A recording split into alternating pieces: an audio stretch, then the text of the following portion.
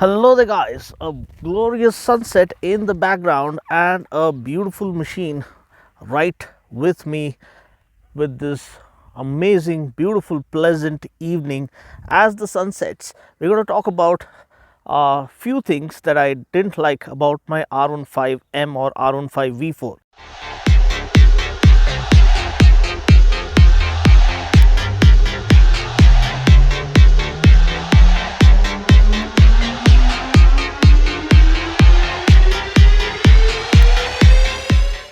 I can call it 5 reasons or 5 negatives about the R15 V4, but this is not a video that's going to talk only about the negatives. This is more of an ownership experience because you guys kept requesting me to do an ownership review of the R15M or the R15 V4. Now, why did I choose this? Because I fell in love with it.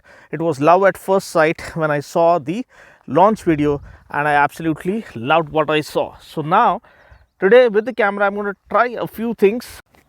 So this is for the first time I'm trying this picture in picture kind of a feature where I am visible as well as the motorcycle is visible. And if you like this kind of a format, then feel free to comment below. And if you like the previous style where I used to just talk about the bike with either the bike being visible or me being visible, you can comment about that in this thing. But this is going to be a kind of a different format. This is the format I've chosen. Now, what do I think about the R15M? 5 negatives. First thing is, where do I start? Well, you can call it the quick shifter. The quick shifter sometimes, especially between the third and fourth gear, gets stuck. So now that might be an issue with my bike, or I'm not sure whether it's the case with all the bikes, but that is one thing that I didn't like because it's happening at least once in a day. It's not happening regularly, but it's happening occasionally. It gets stuck. It doesn't shift up, especially when you're just wanting to shift up to keep the revs high and just keep the momentum going. So that is one thing. Secondly, is the tank. Now the tank is so beautifully sculpted. First of all, it is just a 11-liter tank. I would have preferred at least a 13.5-liter tank. So that is one thing that I feel could have been better. Another thing is there is the tank grips. If only they could have added a tank grip, or maybe they could have offered an accessory, a good tank grip, because we grip these kind of bikes, we grip the tank with our knees, and we need proper this thing here, tank grip, such that you can grip it well. Now this is so well this thing laid out that your knees keep slipping, so you can't grip the tank really well. Another thing is the seat. Now, yeah, shall I keep this here? Okay. So another thing is the seat. The seat also you tend to slide forward, because though it has this kind of a carbon fiber texture that you can see here, you tend to keep sliding forward each time you hit the brake. That's because it's not a flatbed seat, it's slightly angled forward, and it's not a textured pattern seat that prevents the rider from sliding forward. So that's another thing. And what is the other negative that I can think of? Well, is the suspension setup. Now you can say, well, Dino bhai, we always crave for USD forks. Now these are 37 mm inner diameter this thing USD forks from Kayaba. So this is best of the best that you can get in this price range. So that goes without saying, and the advantage of having this means razor sharp precision when it comes to maintaining the line of direction while tackling corners. This is superb in terms of maintaining superb high speed stability and cornering stability. This is incredible. But in city conditions, yes, it is a bit of a compromise. It is kind of a give and take and a trade off that you need to make. Do you want the ultimate in performance, or do you want comfort? Because the conventional forks in V3 were offering better comfort over the pothole ridden city streets, but this one is so good for track use or for pure smooth tarmac. But in pothole ridden city roads, this becomes a little bit of a drawback because it is very stiff, so not so great in terms of comfort. That is point number 3. Another thing that I would like to point out about the R15 V4 or the R15M is this section. Now this section is too vulnerable. I mean, this is too fragile that even a minor impact can create a crack in this. So this could have been better. The overall fit and finish is really good. I can't deny that. The overall fit and finish is really good, but this part is too fragile, so you got to be really careful that you don't get any kind of impact on this, because even a minimal impact can cause a crack on this structure. Apart from that, what else? Visually this is absolutely breathtaking, absolutely stunning, and the cockpit is beautiful. You have traction control, you have quick shifter, and you have a beautiful console with this amazing shift light in operation. Traction control, we didn't really need traction control, but we got that anyway, and this sticker says it all. Great stories have people with motorcycles in them. So can I focus on that? Okay. So that's the part. So overall, this is one thing, and the exhaust note is really good. The aerodynamics are great, the chassis stability is good, the brakes are also good. We get dual channel ABS, you get a 282 mm disc right here, and a disc at the back. Now we do get a radial tire at the back as well, so that is also a good thing.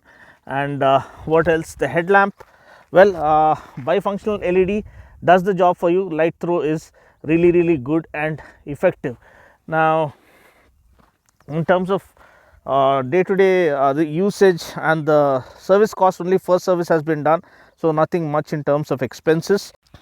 Now another negative that I can think of, which is not really a negative, but when it comes to day to day usage it can end up being a negative. So that is about the handlebar. Now the handlebar is beautifully laid out, properly complementing the character of the machine. Now this is a super sport kind of inspired design, entry level super sport you can call it, and it has that kind of forward biased and committed seating posture. It has to have that.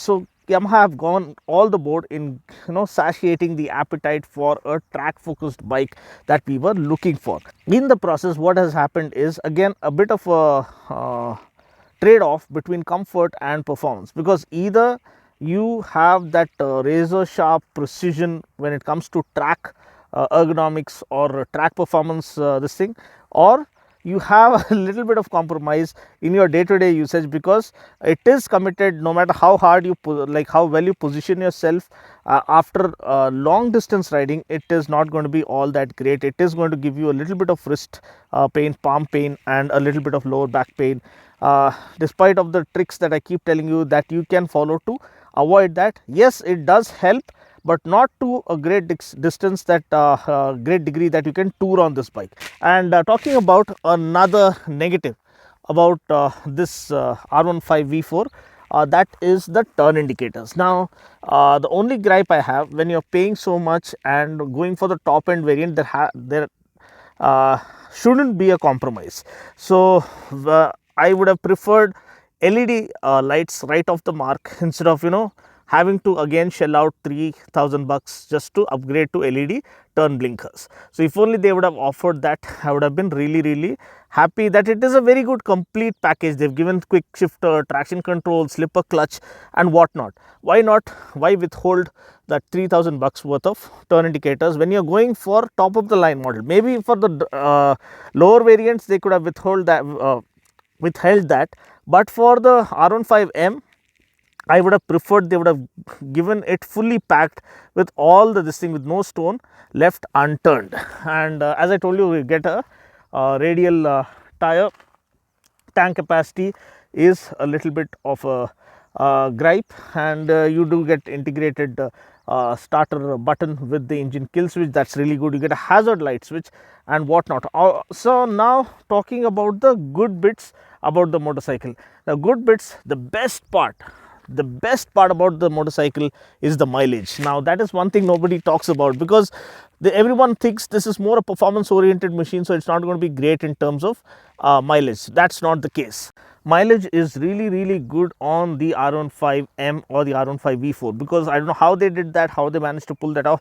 Always R15 has been a good mileage motorcycle if you rode it sensibly, right speed, in the right gear, in the right RPM, it's all about how you ride that matters. So this one gives me easily 45 kmpl in city conditions.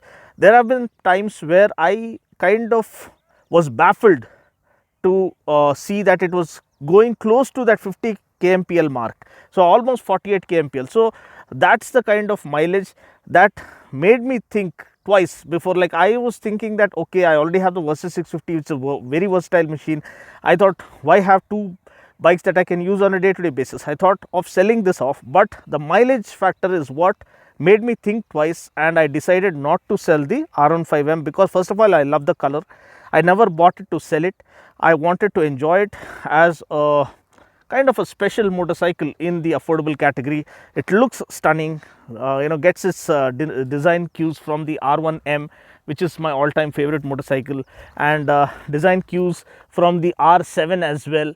And yes, it's a Yamaha, and Yamaha's first attempt at going all out and trying to satisfy a true Yamaha fanboy. So why not buy this? So that is one thing that has held me from trying to sell this bike off, and I'm going to keep it, I'm going to enjoy it, I'm going to modify it to the max and make it a kind of a tribute to the Yamaha fanboy within me because कैसा भी R1M या वो अभी खरीदने के chances नहीं है. May be ऊपर वाले के दुआ से अगर हो सके तो खरीदेंगे जब लॉन्च होगा या कभी अभी वैसा मौका मिलेगा. फ़िलहाल के लिए ये एंजॉय करेंगे.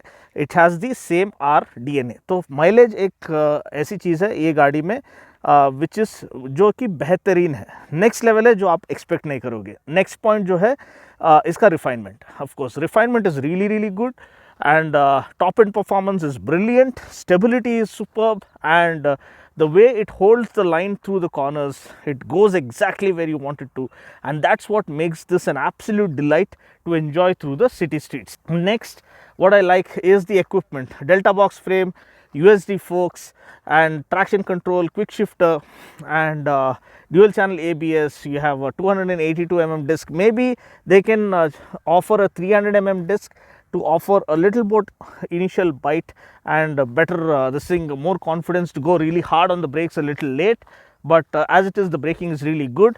And the swing arm, look at the swing arm, it goes so well with the design, and it really complements the chassis in terms of taking the handling characteristics of this bike to a completely different level. Another advantage or another good point about this is the windshield, because I love the windshield on this, and it is far more effective than the V3, and it offers superb straight line this thing, and good view and better wind protection while traveling through the highways. Another important thing while talking about the quick shifter is that when you are using the quick shifter above 5000 RPM, especially between 6000 and 7000 RPM, that's when it is absolutely super sweet. The more higher up on the RPM you use the quick shifter, the sweeter it feels. So if you're using it below 5000 RPM, it might feel a little hard, but if you're using it above 5000, especially above 6000, 7000 RPM, that's where the quick shifter starts becoming smoother and smoother and smoother. Now you can have a look at the t-shirt that I'm wearing. I hope it is in the wide angle view and the vision is correct. And this is a t-shirt gifted to me by Rohit and Srujan. Very grateful to them, my very trustworthy dear biker brothers who always are well wishers of me. So they've gifted me, they've started this new startup where they are designing t-shirts. This has a dinosaur riding a bike. So the most appropriate t-shirt they've gifted me. I hope it suits me well. So this was me talking about my ownership experience, things I like about the R15M or the R15 V4, and things I don't like. What do you think? Is there anything that you want to add on as a R15 V4 owner or an R15M owner? You can help the prospective buyers or fellow bike enthusiasts by commenting below whatever your experience has been with the R15 V4 or R15M, or if you like to upgrade, this is a perfect package in terms of being a good all-rounder. Mileage bhi, performance bhi, equipment bhi, and value bhi, and the premium feel. So that is what makes this such a blockbuster in terms of my opinion. So I continue to give it a big thumbs up. Stay tuned, stay subscribed, and I'll catch you guys in the next video. Until then, take care, God bless, and ride safe.